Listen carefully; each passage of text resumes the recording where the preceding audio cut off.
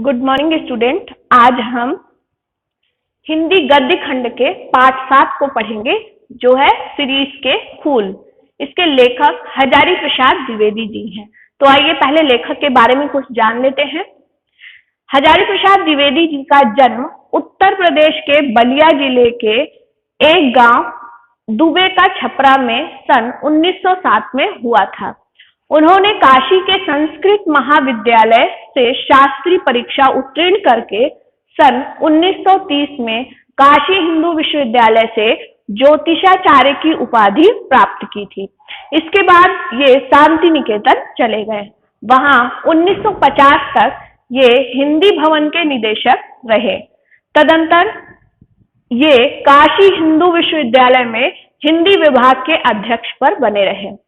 फिर सन 1960 में पंजाब विश्वविद्यालय चंडीगढ़ में उन्होंने हिंदी विभागाध्यक्ष का पद ग्रहण किया। इनकी आलोक पर्व पुस्तक पर साहित्य अकादमी द्वारा इन्हें पुरस्कृत किया गया। लखनऊ विश्वविद्यालय ने इन्हें डिलिट की मानद उपाधि प्रदान की और भारत सरकार ने इन्हें पद्म भूषण से अलंकृत किया। द्विवेदी जी संस्कृत, प्राकृत, बांग्ला आदि भाषाओं के ज्ञाता थे।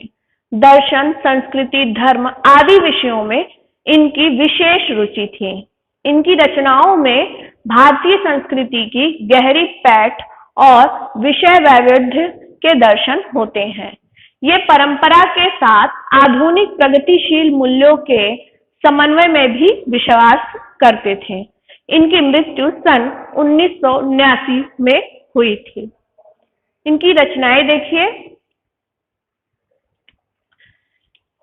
इनका निबंध संग्रह है अशोक के फूल, कल्पलता, विचार और वितर्क, कुटज, विचार प्रवाह, आलोक पर्व, प्राचीन भारत के कलात्मक विनोद। आपको बता दूं इनकी कुटज रचना बहुत ही प्रसिद्ध थी। और ये अशोक के फूल जो पाठ है ये आपके क्लास 12 यूपी बोर्ड की बुक में पढ़ाया जाता है। इनका उपन्यास है बाण भट्ट की आत्मकथा, चारुचंद्र लेख, पुनर्वा अनामदास का पोथा। आलोचनाएं हैं इनकी साहित्यिक इतिहास, सूर साहित्य, कबीर, मध्यकालीन बोध का स्वरूप, नाथ संप्रदाय, कालिदास की लालित्य योजना, हिंदी साहित्य का आदिकाल, हिंदी साहित्य की भूमिका, हिंदी साहित्य उद्भव और विकास। ये इनके कुछ उपन्यास हैं। इनके कुछ संपादित ग्रंथ हैं संदेश रासक, पृथ्वीराज रासो, नाथ सिद्धों की बानियां। इन्होंने संपादन भी किया है विश्व भारती पत्रिका, जो कि शांति निकेतन से निकलती थी, उस पत्रिका का इन्होंने संपादन किया है। इनका कुछ साहित्यिक हम योगदान देख लेते हैं, साहित्यिक विशेषताएं।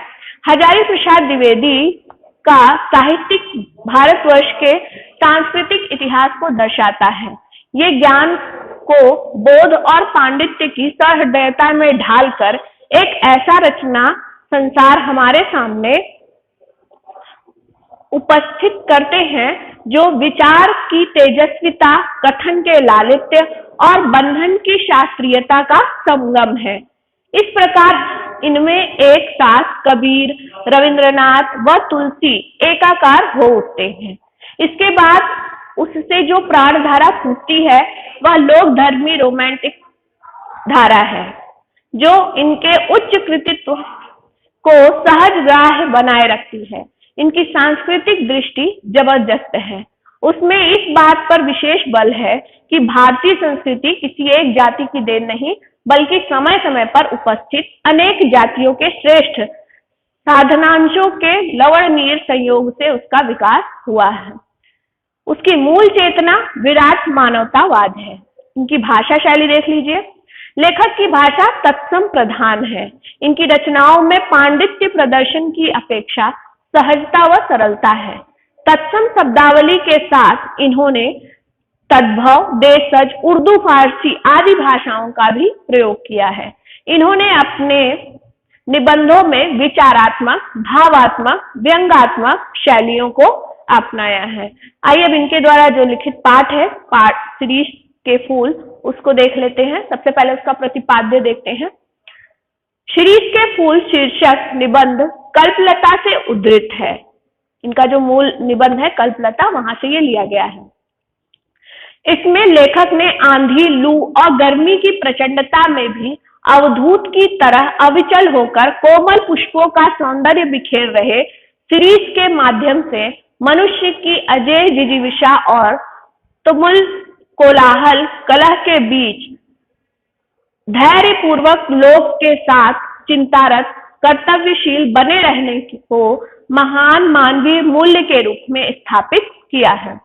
ऐसी भावधारा में बहते हुए उसे देह बल के ऊपर आत्मबल का महत्व सिद्ध करने वाली इतिहास विभूति गांधी जी को याद हो आती है, तो वह गांधीवादी मूल्यों के अभाव की पीड़ा से भी कसमसा उठता है। निबंध की शुरुआत में लेखक शिरीष पुष्प की कोमलता, सुंदरता का जाल बुनता है, फिर उसे भेद कर उसके इतिहास में और उसके जरिए मध्यकाल के सांस्कृतिक इतिहास में बैठता है। फिर तत्कालीन जीवन व सामंती वैभव विलास को सावधानी से उकेरते हुए उसका खोखलापन भी उजागर करता है। वह अशोक के फूल के भूल जाने की तरह शिरीष को नजरअंदाज किए जाने की साहित्यिक घटना से आहत है। इसी में उसे सच्चे कवि का तत्व दर्शन भी होता है। उसका मानना है कि योगी की अनासक्त शून्यता और प्रेमी की सरस पूर्णता एक साथ उपलब्ध होना सत्कवि होने की एकमात्र शर्त है। ऐसा कवि ही समस्त प्राकृतिक और मानवीय वैभव में रमकर भी चुकता नहीं और निरंतर आगे बढ़ते जाने की प्रेरणा देता है। अब इस पाठ का सारांश देख लेते हैं। लेखक शिरीष के पेड़ों के समूह के बीच बैठकर लेख लिख रहा है। जेठ की गर्मी से धरती जल रही है। ऐसे समय में शिरीष ऊपर से नीचे तक फूलों से लदा है। कम ही फूल गर्मी में खिलते हैं। अमलतास केवल 15-20 दिन के लिए फूलता है। कबीरदास को इस तरह 10 दिन फूल खिलना पसंद नहीं है। शिरीष में फूल लंबे समय तक रहते हैं। वे बसंत में खिलते हैं तथा भादो माह तक फूलते रहते हैं। भीषण गर्मी और लू में यही शिरीष अवधूत की तरह जीवन की अजेयता का मंत्र पढ़ाता रहता है। शिरीष के वृक्ष बड़े व छायादार होते हैं। पुराने रईस मंगल जनक वृक्षों में शिरीष को भी लगाया करते थे। वात्सायन कहते हैं कि बगीचे के घने छायादार वृक्षों में ही झूला लगाना चाहिए। पुराने कवि बकुल के पेड़ में झूला डालने के लिए कहते हैं, परंतु लेखक शिरीष को भी उपयुक्त मानता है। शिरीष की डालें कुछ कमजोर होती हैं, परंतु उस पर झूलने वालियों का वजन भी कम ही होता है। शिरीष के फूल को संस्कृत साहित्य में कोमल माना जाता है। कालिदास ने लिखा है कि शिरीष के फूल केवल भंवरों के पैरों का दबाव सहन कर सकते हैं, पक्षियों के पैरों का नहीं। इसके आधार पर भी इसके फूलों को कोमल माना जाने लगा, पर इसके फलों की मजबूती नहीं देखते। वे तभी स्थान छोड़ते हैं जब उन्हें धक्किया दिया जाता है। लेखक को उन नेताओं की याद आती है जो समय को नहीं पहचानते और धक्का देने पर ही पद छोड़ते हैं। तो यहाँ पर देख रहे हैं आप कि किस तरह से शिरीष के फूलों की तुलना यहाँ पर नेताओं से की गई है। लेखक सोचता है कि पुराने की यह अधिकार लिप्सा क्यों नहीं समय रहते सावधान हो जाती। वृद्धावस्था में मृत्यु ये जगत के सत्य हैं, मतलब वृद्धावस्था एवं मृत्यु ये जगत के सत्य हैं। शिरीष के फूलों को भी समझना चाहिए कि झड़ना निश्चित है, परंतु सुनता कोई नहीं। मृत्यु का देवता निरंतर कोड़े चला रहा है, उसमें कमजोर समाप्त होते जा रहे हैं। प्राणधारा व काल के बीच संघर्ष चल रहा है। हिलने डुलने वाले कुछ समय के लिए बच सकते हैं, झड़ते ही मृत्यु निश्चित है। यानी अंतिम सत्य क्या है? मृत्यु। लेखक को शिरीष अवधूत की तरह लगता है। यह हर स्थिति में ठीक रहता है। भयंकर गर्मी में भी यह अपने लिए जीवन रस ढूंढ लेता है।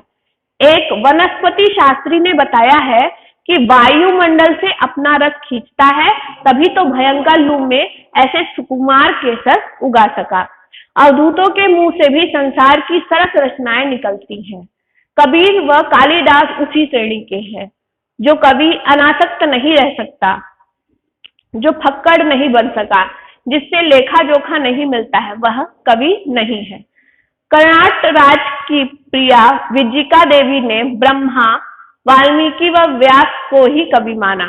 लेखक का मानना है कि जिसे कवि बनना है उसका फक्कड़ होना बहुत जरूरी है। कालिदास अनासक्त योगी की तरह स्थिर, प्रज्ञ, विग्ध प्रेमी थे। उनका एक एक श्लोक मुग्ध करने वाला है। शकुंतला का वर्णन कालिदास ने किया है। राजा दुष्यंत ने भी शकुंतला का चित्र बनाया, परंतु उन्हें हर बार उसमें कमी महसूस होती थी। काफी देर बाद उन्हें समझ आया कि शकुंतला के कानों में शिरीष का फूल लगाना भूल गए हैं। कालिदास सौंदर्य के बाहरी आवरण को भेद कर उसके भीतर पहुंचने में समर्थ थे। वे सुख दुख दोनों भावों में भाव रस खींच लिया करते थे। ऐसी प्रकृति सुमित्रानंदन पंत व रविंद्रनाथ में भी थी। शिरीष पक्के अवधूत की तरह लेखक के मन में भावों की तरंग उठा देता है। वह आग उगलती धूप में भी सरस बना रहता है। आज देश में मारकाट, आगजनी, लूटपाट आदि का बवंडर है। ऐसे में क्या स्थिर रहा जा सकता है? शिरीष रह सका है, गांधी जी भी रह सकते थे। ऐसा तभी संभव हुआ जब वायुमंडल से रस खींचकर कोमल व कठोर बने। लेखक जब शिरीष की ओर देखता है तो हूंक उठती है, हाय वह अवधूत कहाँ है। तो आपने देखा कि किस तरह से हजारी प्रसाद द्विवेदी जी ने हमें शिरीष के फूल नामक पाठ के माध्यम से जीवन की वास्तविकता से हमें परिचित कराया है। तो आशा करती हूँ आपको यह पाठ अच्छे से समझ में आया होगा। अब आप इसे घर पर पढ़ेंगे और फिर से दोहराएंगे। धन्यवाद।